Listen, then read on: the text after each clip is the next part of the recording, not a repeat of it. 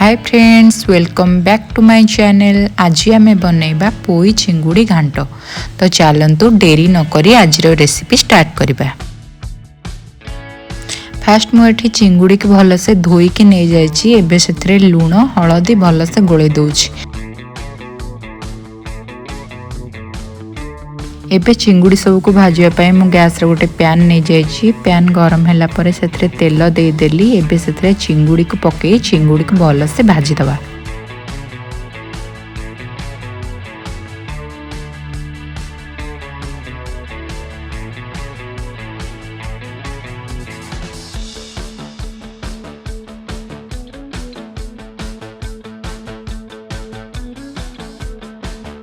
एबे चिंगुड़ी आमर भलसे भाजी हो गलानी।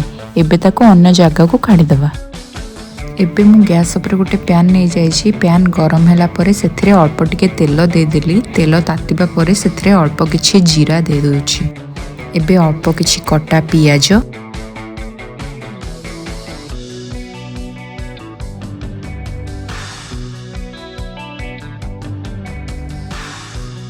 पियाज भलसे भाजी हेबा पर से कटा टमाटर दे दबा।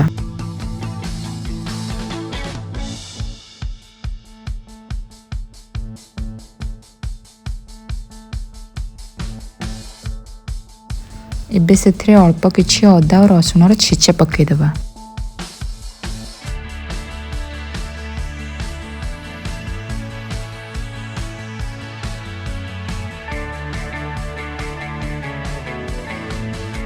आवश्यक अनुसार लुण हलदी देदबा।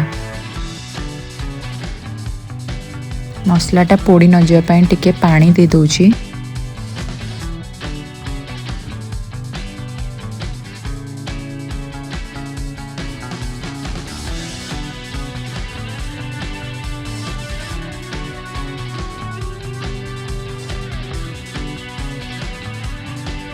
एबे मसला कसी ही गलानी। एबे से पूर्वर काटिक रखिथिबा पोई और आलू को दे पोई आलू को टिके भलसे कसी नेबा।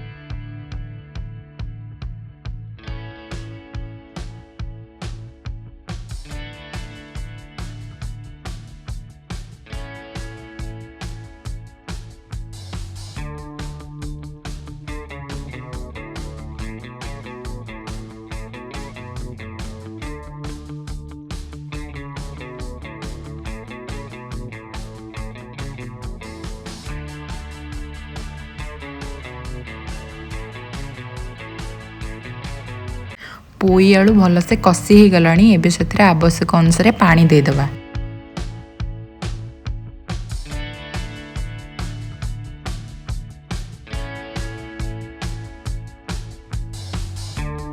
एबे ताको घोड़े सिझिबा पई छाड़ी दबा।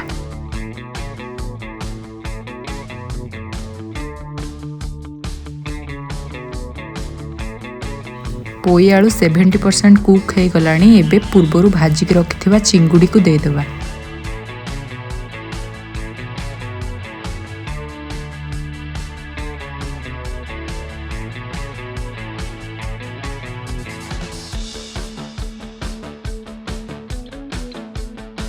एबे हमरो रेडी हो जाइछि पोई चिंगुड़ी घांट। आशा करुछि आपण समस्त की मो वीडियोटी भल लगी। जदि भल लगी तेबे लाइक शेयर एंड सब्सक्राइब करने को जमा भी भूलिबेनी। कमेंट बॉक्स रे मते जणैबे मु आउ कोन कोन नुआ रेसिपी नहीं आसीबी। रहुछि। जय जगन्नाथ।